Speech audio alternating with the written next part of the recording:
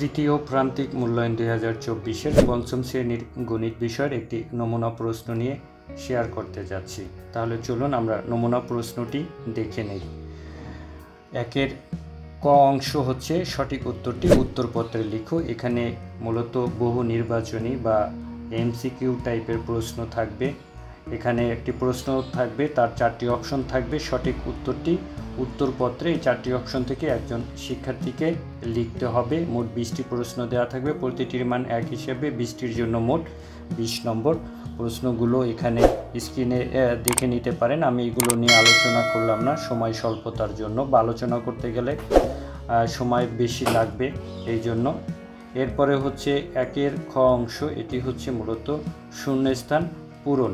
এখানে মোট 10টি শূন্যস্থান দেয়া থাকবে, প্রতিটি শূন্যস্থানের জন্য 1 নম্বর করে, 10টি শূন্যস্থানের জন্য 10 নম্বর।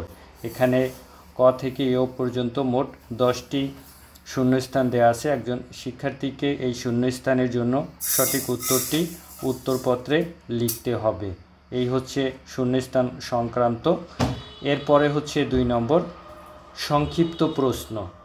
যে কোনো 10টি প্রশ্নের উত্তর দিতে হবে। এখানে মোট 12টি প্রশ্ন দেওয়া আছে। শিক্ষার্থীকে এই 12টি প্রশ্ন থেকে যে কোনো 10টি প্রশ্নের উত্তর দিতে হবে। প্রতিটির মান 2 হিসেবে 10টি প্রশ্নের জন্য মোট 20 নম্বর।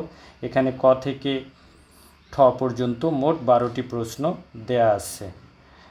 এরপরে হচ্ছে 3 নাম্বার, এটি মূলত হচ্ছে বড় প্রশ্ন।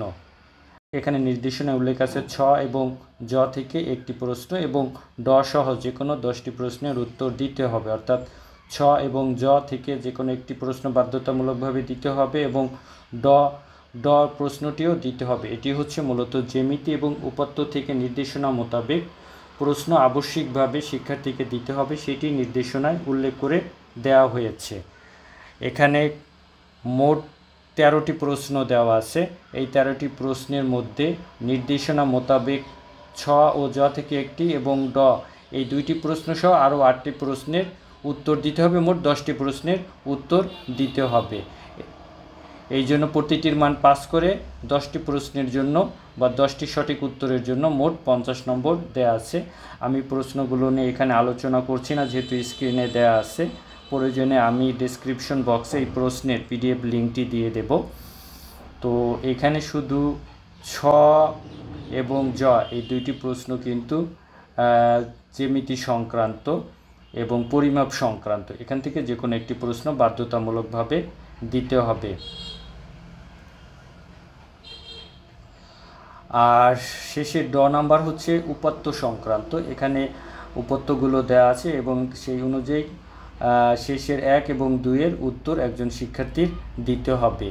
এই ছিল পঞ্চম শ্রেণী প্রাথমিক গণিত বিষয়ের 100 নম্বরের একটি নমুনা প্রশ্ন।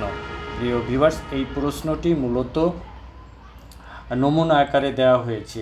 এখানে যে প্রশ্নগুলো দেওয়া আছে এগুলোই যে পরীক্ষায় আসবে এটি কিন্তু কোথাও বলা হয়নি, বা এইভাবে পূর্ব প্রস্তুতি নেওয়া যাবে না। এটি দেখে জাস্ট কী প্রশ্ন আসতে পারে বা প্রশ্নের প্যাটার্ন বা নমুনাটি কেমন হবে সেটি শুধু একজন শিক্ষার্থীর জন্য এখানে ভিডিও আকারে দেখানো হলো। আশা করি আমার মেসেজটি সবাই বুঝতে পেরেছেন।